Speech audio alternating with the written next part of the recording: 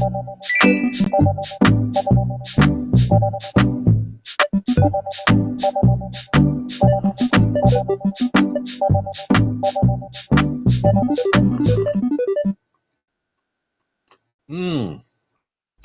coffee. Welcome, everyone. I'm so glad you could join me on this day. Today, July 15th, 2024, halfway through July. Crazy things afoot. My name's Tom Coffey. I'm at Coffee and Nuance on all the socials if you're into that sort of thing. We're live right now on X, on YouTube, and on Rumble, rumble.com/coffeenuance/live. You're going to want to bookmark that or follow me over there. I have an exciting announcement later in the show. The show's not going to be that long about this. So, but anyway, let's just make sure that we're live. We got somebody over there. Looks like everything is working. Perhaps. Let me just do one quick refresh, and then we will get on with it. Let's see. So if you were to go to my channel, would you see that I am actually live? You would. You would see that I am live. Okay. Very cool. Very cool indeed. And if you were to go to X, you would also see, if you follow me on X, I know there's only a couple people that follow me on X. Okay, you might not see that I'm live, but that's okay. That is okay. All right, well, let's get to it, shall we? Yeah, what a weekend indeed, Joe. So yeah, let's get into it. Let me hit the intro, and then I can do the old man, this is what grinds my gears routine.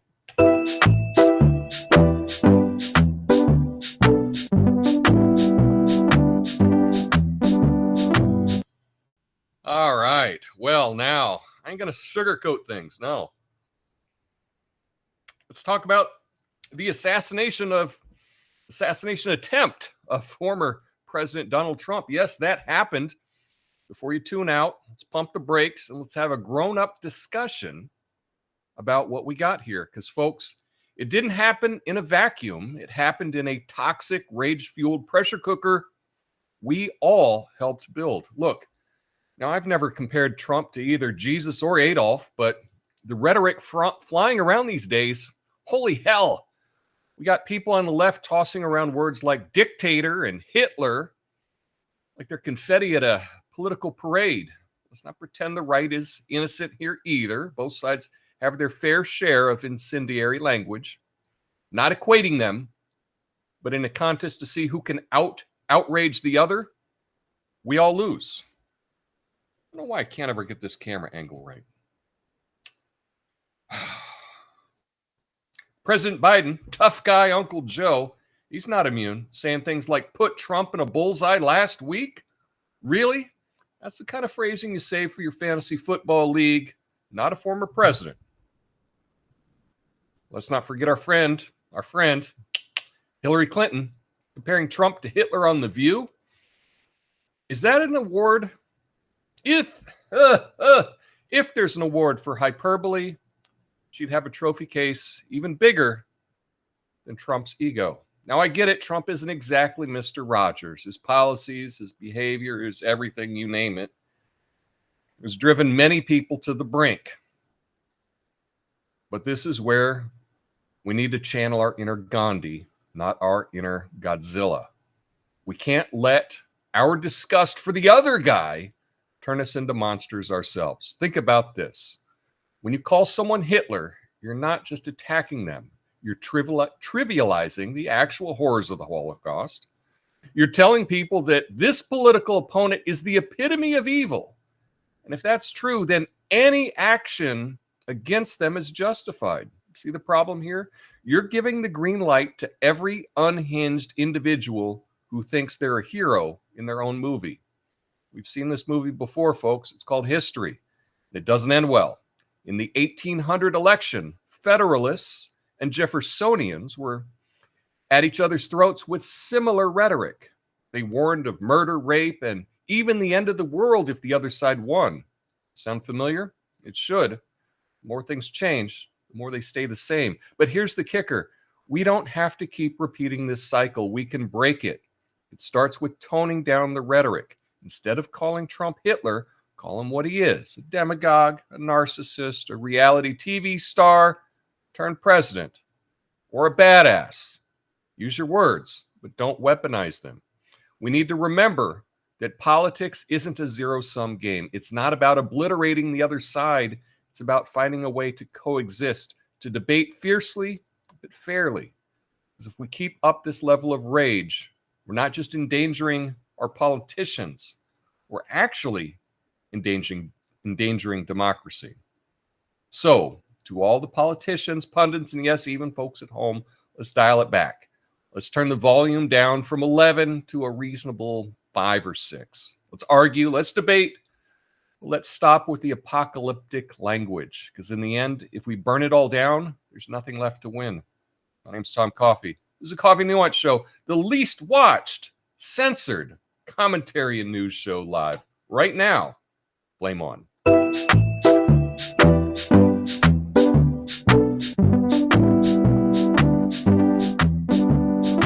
Woo, yeah. Yeah, tone down the rhetoric as I have a little graphic of the White House in a post-apocalyptic world. I don't know. With the backdrop of DC on fire. I know. But this rhetoric is pretty insane. I've been calling this for a long time. I did some searching and I found a clip of one of my politicians that I kind of think has their eye on the ball. This is actually Tulsi Gabbard. This is what she said on Fox News last year. She said this. So I think this is right on point. The things that he outlined in his incredibly long and difficult to read op-ed, along with things that Liz Cheney are saying, they're warning us of Trump's reelection being a dictatorship, and where he will do all of these things like turn the Department of Justice against political opponents, use the IRS to go after those who oppose his agenda. The list goes on. The thing is, that's exactly what the Biden-Harris administration is doing against President Donald Trump and against those they view as their political opponents.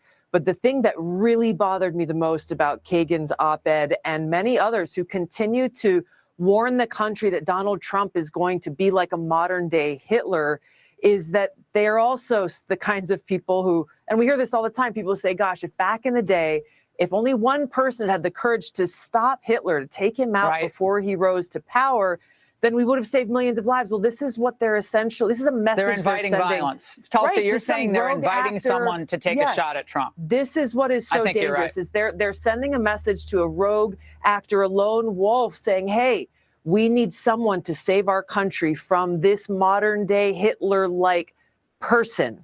And that is what should alarm every single American. This is not how the United States of America is. This is not who we are. And yet this is what these people in positions of power are doing in abusing their power and undermining our democracy, because in their minds, the end justifies the means. So I don't think I could have said that any better. That was a year ago. This rhetoric has been ridiculous. Wow. That's what I meant to have on the screen. And you see where it became. Now, I know there are a lot of concerns about what happened over the weekend. A lot of conspiracies. Don't think I'm going to comment on all of those since I'm multi-streaming. But I do have some thoughts on that.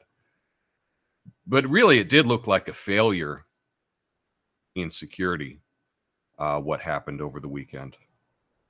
Very scary, very sad for those people that were killed or injured. Very, very sad indeed.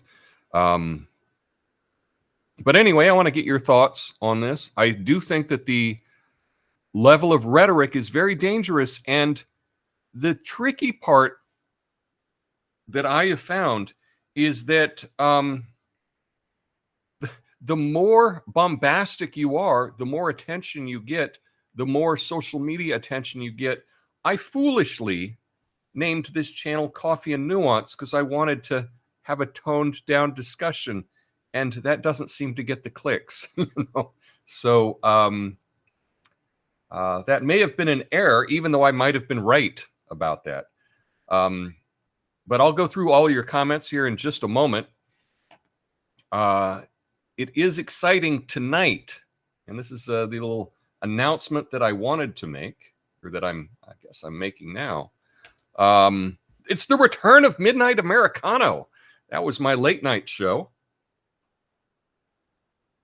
I did do late night streams for the month that I was down in Argentina earlier this year, and I thought it would be fun to bring it back to talk about what's going on. And tonight I'll be streaming live at midnight East Coast, 9 p.m. on the West Coast. And that should be after we found out who the vice presidential pick for Trump is. It's supposed to be announced today in Milwaukee, first day of the RNC convention. And so I'm going to check that out, watch that live, and then I will pop on live afterwards and we can talk about all that's going on. Now, because of some restrictions that have appeared on the YT, I think I may only do the first couple of minutes on YouTube tonight, and then I'll be strictly over on Rumble. I have to be very careful about what I say because I've been hit with talking about dangerous conspiracy theories, and that's not me. That's not me, but I would like to keep the channel up. Don't need it removed right now. So anyway, so that will be happening tonight. But hope you can join me, and I will be back on Wednesday. Stick around for the after show. I will go through all of your comments, and I'll see you tonight. Peace.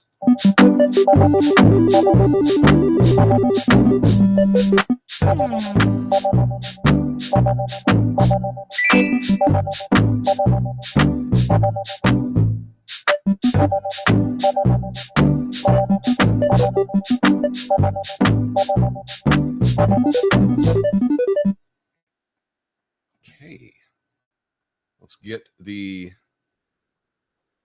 see, where is it?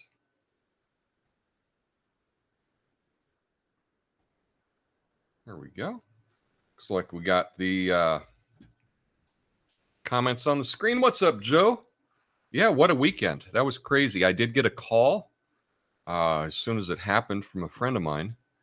And what was weird, we need to keep this in mind when there's emergencies. I got a call and I didn't recognize the number. His name didn't come up for whatever reason when it normally does. And it was my buddy Josh, and he was like, "Oh my God, did you see what happened to Trump? Oh, did you see what?" I was like, "Who's this? Who is this? Who's calling me? Who's calling me?" So he's like, "I can't believe it. I can't believe it." It's like, who's calling? Who is this? So keep that in mind. Not all the time do you appear on someone's caller ID. It does happen sometimes. RNC currently counting delegates. Okay. Hey. AOC tweeted, reading comments here. AOC tweeted, "If you're a senior Democrat that feels this way, you should absolutely retire and make space for true leadership that refuses to resign themselves to fascism." Yeah, there's been a lot of terrible rhetoric.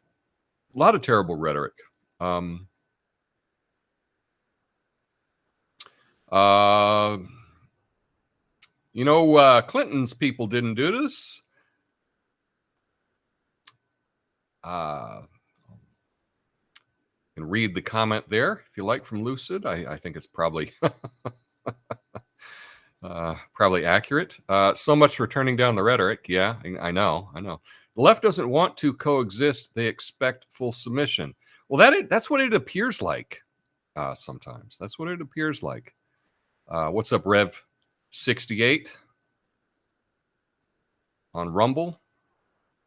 We're hanging out on Rumble. That's right. What's up, Natasha? JD Vance has been selected as VP, according to Joe. According to Joe, I don't think we have anything official yet. There was speculation this morning because they had a motorcade show up at his house to escort him from Cincinnati to Milwaukee, but he was going to be going there anyway, so the motorcade doesn't mean anything really. But it's some good speculation. Wow, Tulsi spitting facts. Yeah. I think that she has very good political instincts. She's very measured. She has a lot of nuance. And I do think that she's probably someone that the permanent Washington establishment does not want in charge or anywhere near having any influence. They called the process of trying to get engagement over trying to have an honest discussion rage baiting. Yeah, rage baiting is an accurate term there. Lucid said, after Trump this weekend, I don't want to see Elise Stefanik in the line of fire, but I did support her VP before the events of this weekend. Okay. Trump announced on Truth Social. Did he? I'll have to pull that up here in just a sec. Anyone see the red-bearded guy talking about how we saw the bang bang? Yeah, I did. I think anyone that's been on Twitter, on X, has seen that. So let me pull up real quick. I'm just gonna look at the headlines right now on X. We should see.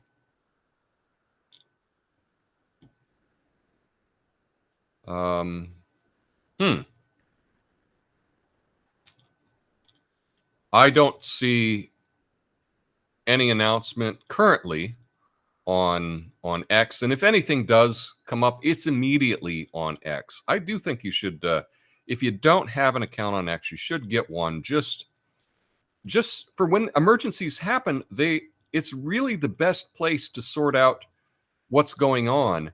And one of the great things about it is any of the false BS that people post, it gets fact checked really quick. It has the community notes come up literally like within minutes saying, oh, this is a fake, this is unsubstantiated, et cetera, et cetera. So I do think that when emergencies happen, I do currently in 2024, I do think that it's the best place to get accurate news on that. So if you do happen to get an account over on X, follow me and I will follow you back. It's another way that we can communicate. Okay, let's copy that. Let me see what we got here.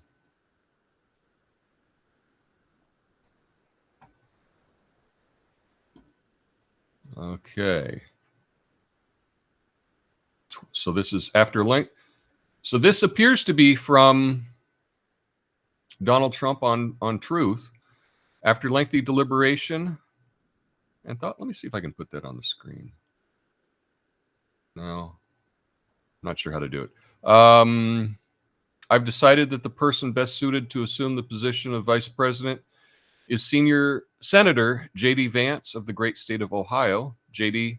honorably served our country in the Marine Corps, graduated from Ohio State University in 2 years, summa cum laude, and is Yale Law graduate, where he was editor of the Yale Law Journal and the president of Yale Law's Veterans Association. JD's book, Hillbilly Elegy, became a major bestseller and movie, championing the hardworking men and women of this country. JD has had a very successful business career in technology and finance, and now during the campaign will be strongly focused on the people he fought so brilliantly for, the American workers, farmers in Pennsylvania, Michigan, Wisconsin, Ohio, Minnesota, and far beyond.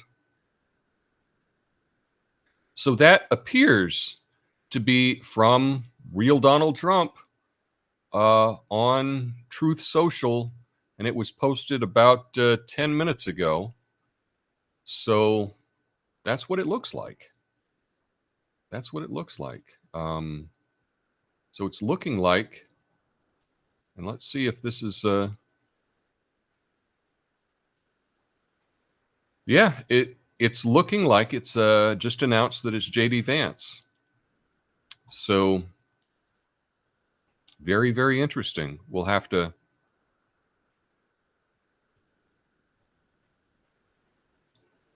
And Vivek just tweeted, so proud of my friend, classmate, and fellow Southwest Ohioan today. We used to watch Bengals game at the bar in law school. It's awesome we're now in a decade later with JD joining the strongest presidential ticket in our lifetime. He'll be an outstanding vice president. This is from Vivek. So it looks like it's official. Thank you. Thank you, Rev, for alerting all of us that it is J.D. Vance. I don't have any graphics or anything for that. I didn't expect it to be announced, whatever, at 2 o'clock in the afternoon, noon out here on the West Coast. I thought they would have held it for an unveiling on stage.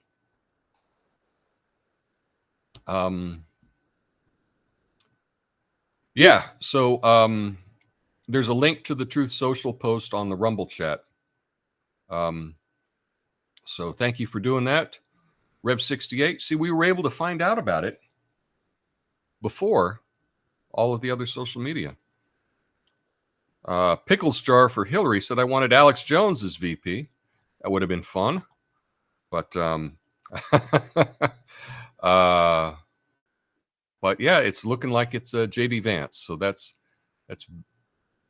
very exciting. I'll have to look into that and have more to say about that tonight. But I'm looking forward to seeing the RNC convention this evening.